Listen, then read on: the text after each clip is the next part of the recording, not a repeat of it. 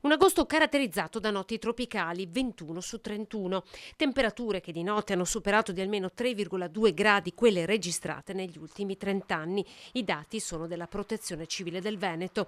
Dicono che è stato l'agosto più caldo, con una media di 24,1 gradi tra minime e massime.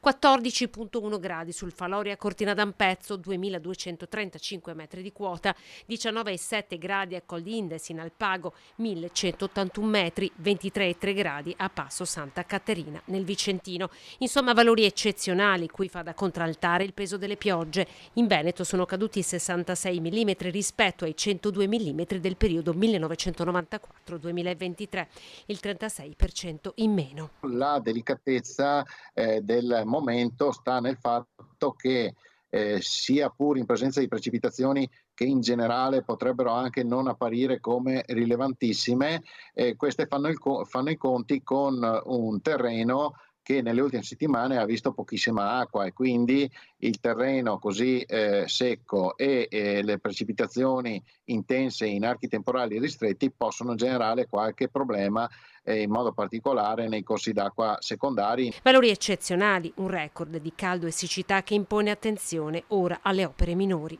C'è ancora moltissimo da fare, in modo particolare una grande sfida da mettere in campo subito che coinvolge tutti i comuni e le amministrazioni comunali, sia quello delle acque meteoriche e quindi dei cosiddetti tombini che non sono più in grado di assorbire questi fenomeni